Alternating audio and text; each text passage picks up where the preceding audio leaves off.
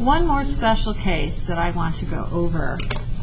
And this here, again, you have to be very careful about what you have. So first of all, what sort of function do we have? So here I see we have a quadratic. And here we also have a quadratic. Okay, so it's a quadratic. Doesn't matter how many terms it has, as long as it has the highest exponent is 2, it makes it a quadratic. So what is the same about these two?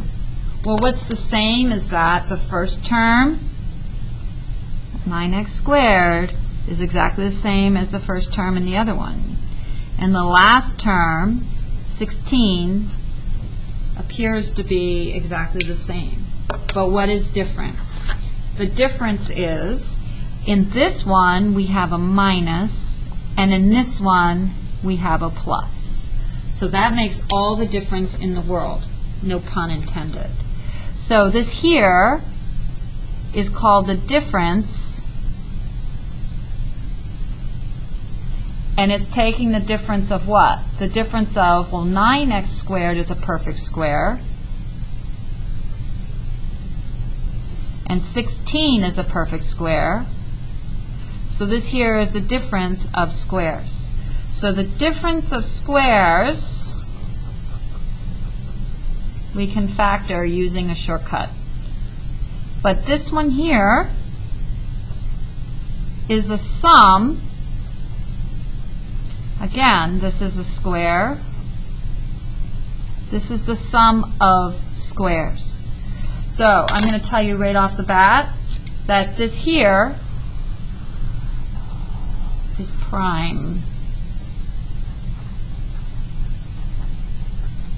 What does prime mean? Prime means can't factor.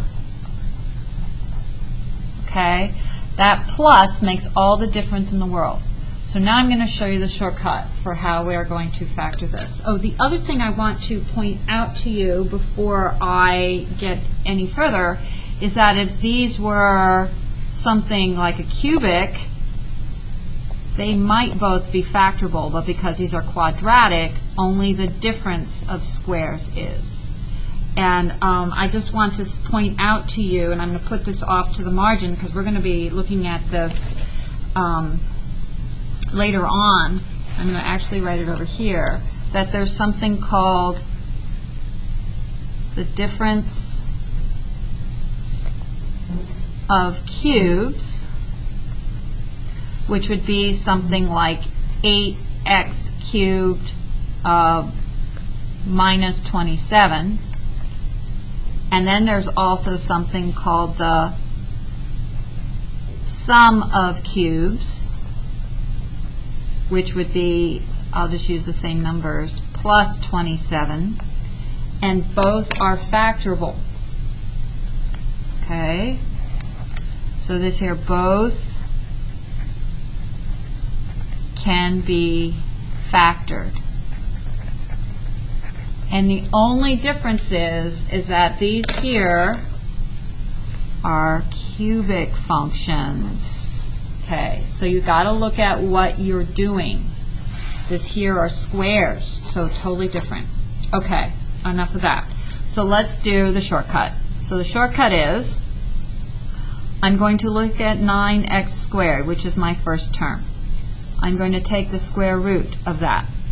The square root of 9x squared gives me 3x. Then I'm going to take the square root of 16. Notice that's just the positive, just what's in yellow. And that's going to give me 4. So that means that I'm going to have 3x, 3x. Notice that that got written twice. And then I'm going to have a 4 and a 4. Now this is what's critical. One's going to be a positive and one's going to be a negative. Okay?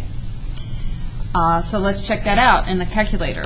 I didn't get this one prepared like I had the last one. I'm going to do 9x squared minus 16. and then I'm going to put in my two factors. So this is going to be 3x plus 4, 3x minus 4. So I'm going to go ahead and I'm going to graph it. So that was my original, and in comes my factors, and it should graph right on top of it, which it did. And if I go to look at my table, try this again, you can see that my y's are exactly the same. Okay. So if I were to try that with this one, I'm going to put this in my calculator, because if you were to say, oh, these are the factors of this, let's just make the little change. Okay, so before I do, notice how x squared minus 16 actually crosses my x-axis. That means that there are zeros here, and we're going to be learning this later on. I can actually go from my zeros to write my factor. But let's look at this. Let's change that minus to a plus. Now let's graph it. And we don't even see the first one, and there's a reason for that. It's because the y-intercept, okay, and then the other one graph. So let's go ahead and let's zoom out so you can see this. Zoom out.